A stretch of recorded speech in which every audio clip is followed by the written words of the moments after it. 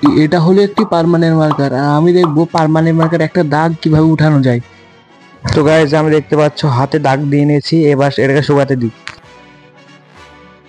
Permanent marker দিয়ে আমার হাতে আমি দাগ করে নিয়েছি। এবার এই পার্মানেন্ট মার্কার কালিটা আমি তুলবো, সেটাও আবার 3টে লেভেলে। তো এই লেভেলটা হবে পানি দিয়ে, আমি হাত ডুবে দিয়েছি।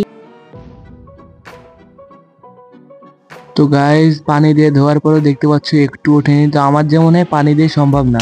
তো গাইজ এবার এই লেভেলটা হবে শ্যাম্পু দিয়ে। তো গাইজ শ্যাম্পুটার ভিতর দিয়ে নিয়েছি, এবার করবো মিক্স। আর মিক্স করে নিয়েছি শ্যাম্পুটা, এবার এর ভিতর ঢুকাবো হাত এবং এটা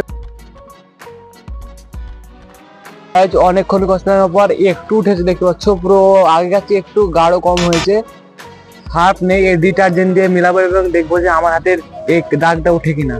তো গাইজ আমি এবার দেবো ডিটারজেন্ট, কারণ সার্ফ নেই, এটাই দিতে হবে। তো আমি গাইজ দেখতে পাচ্ছ দিয়ে দিয়েছি, এবার দেখবো দাগটা উঠে কিনা।